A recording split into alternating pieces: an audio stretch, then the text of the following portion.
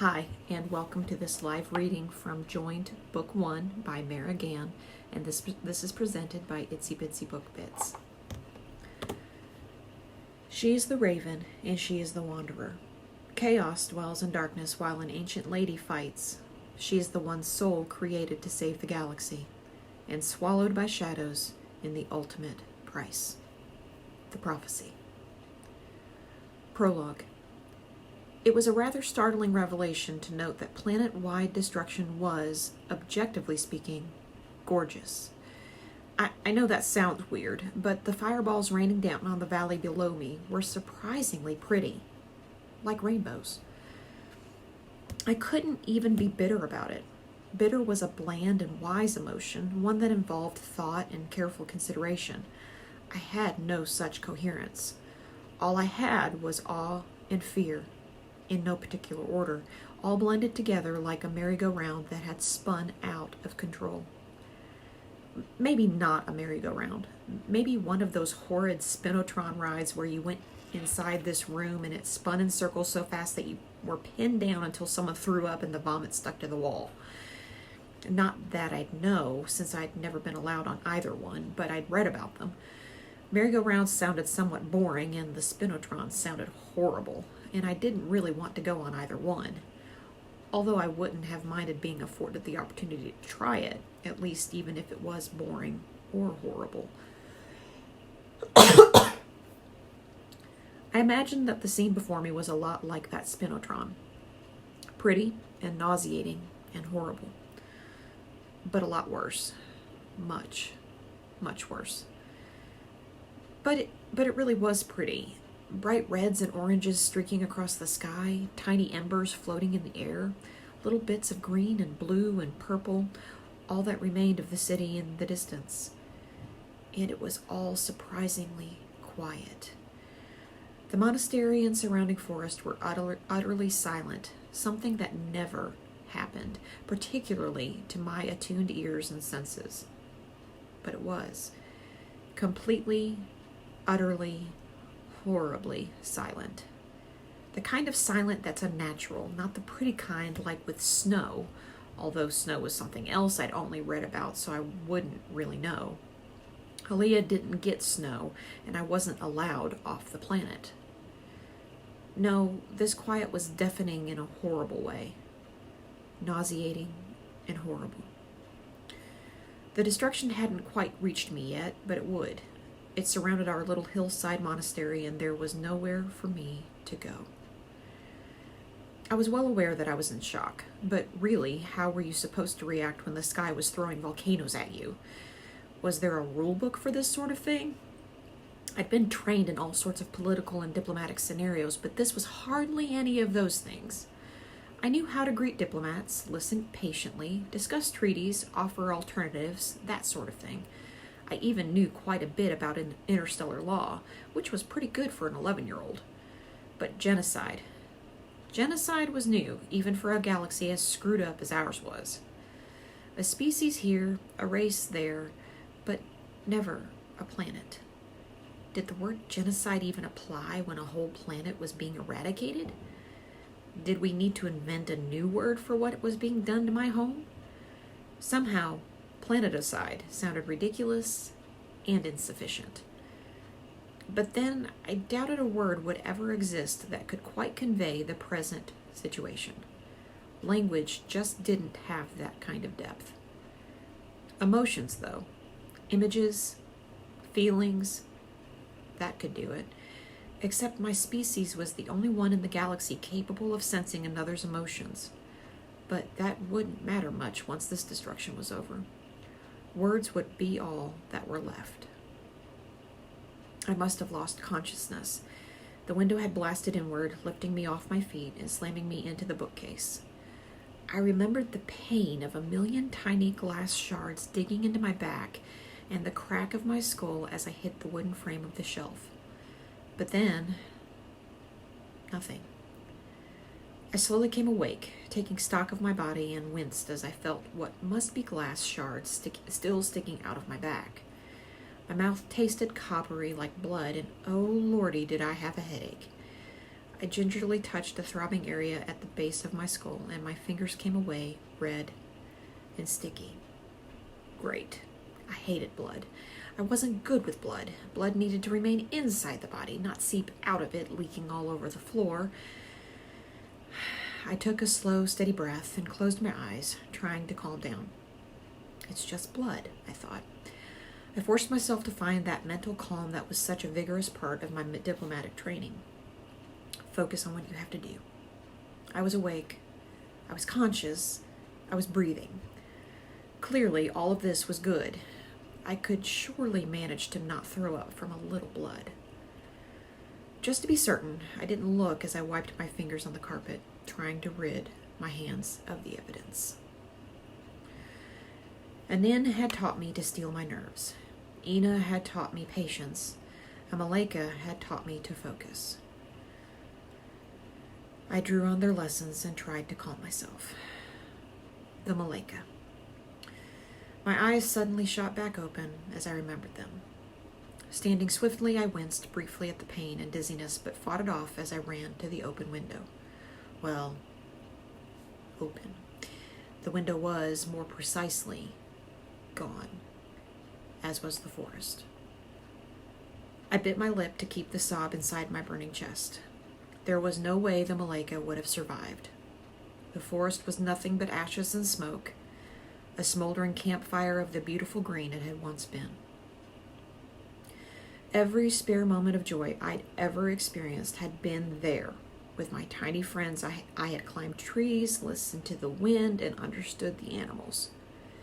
With the Maleka, I had experienced true peace, true freedom, and learned to calm the anxiety I felt from empathic overload.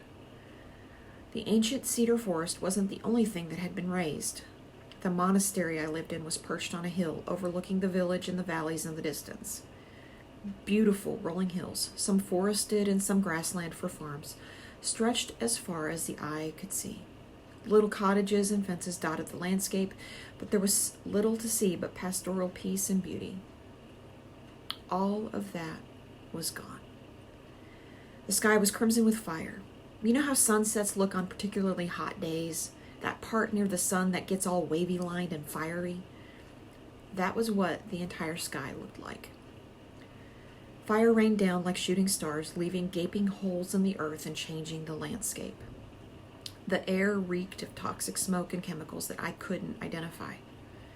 I would find out later that the heat had been so intense that shadows had burned into the ground.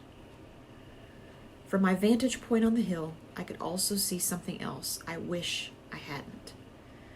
In the rubble of the village, not every burning heap was part of a building. Charred bodies littered the landscape.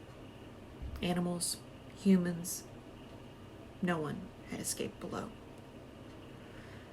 Nausea threatened at the back of my throat. I braced my forehead against the splintered window frame and allowed myself one selfish moment of misery. Taking a deep breath, I pushed away and willed myself to calm down.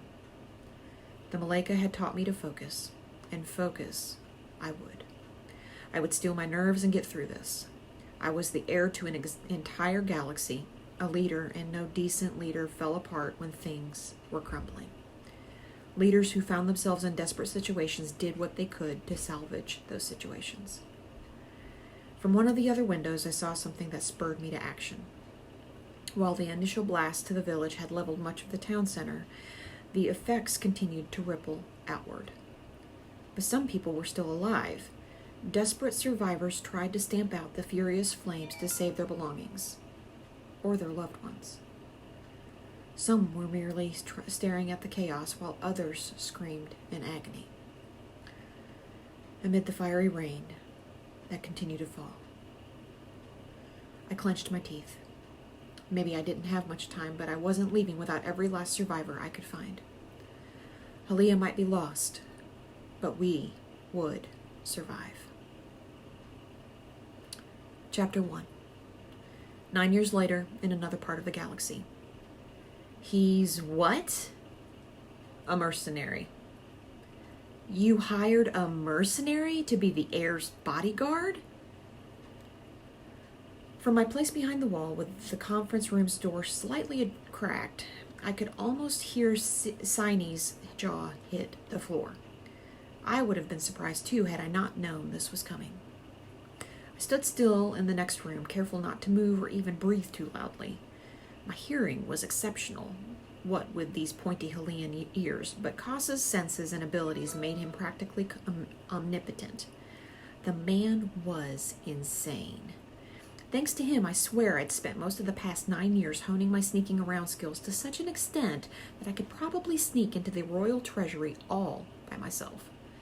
Not that he'd told me to hone those skills, rather the opposite, but he put so many restrictions on my freedom that I'd had no choice. Koss was replying to Signey's incredulity in a manner of speaking. Koss, when you said you were leaving for a few days to find a protector, I assumed you'd come back with some big, quiet, honorable boxer or something. Instead, you come back and tell me you hired a mercenary? I stifled a chuckle.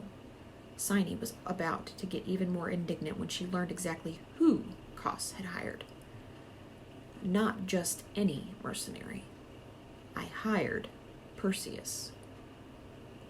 There was a pause. I wished I could peek around the corner to see her face, but based on their voices, I had every reason to assume Signey was facing me and would not take kindly to me eavesdropping again. Wait a minute, she said. I could almost hear her pinching the bridge of her nose with her fingers. You not only hired a mercenary, but you hired the most notorious one in the entire galaxy? Have you gone completely bonkers? Yes, he had. I had thought much the same thing when I'd found out. They didn't know that I knew, given that I'd found out who he'd hired by going through Koss's correspondence, but that's what they got for keeping such secrets from me. That in the name of my intended. I mean, really, it was my life and I was a big girl. I was the heir to the entire galaxy, and they kept major details about my life from me like I was a child. Hence the eavesdropping and database hacking. I didn't even feel bad about it. Okay, I did feel sort of bad about it. I was pretty notorious for feeling guilty about anything and everything, and I knew they'd be mad, but I still didn't regret it.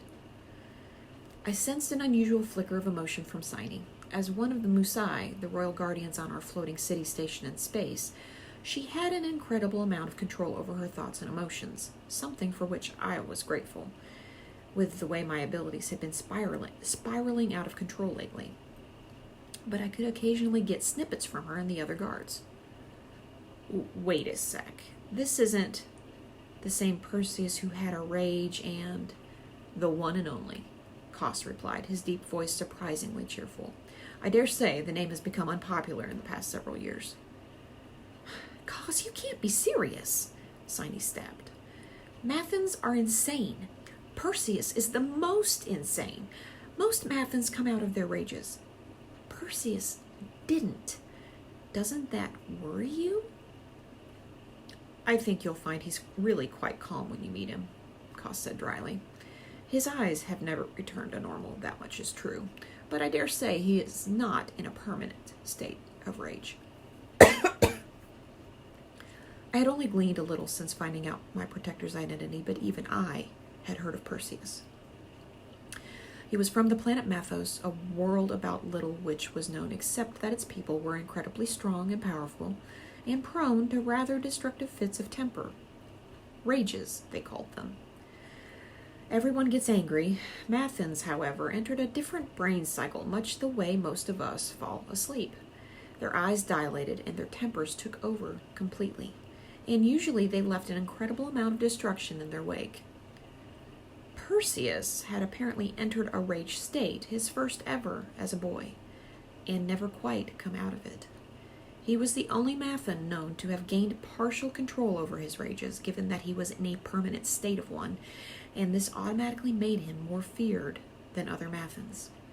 Whereas most Mathans were predictable in their unpredictability, no one knew quite when Perseus would snap.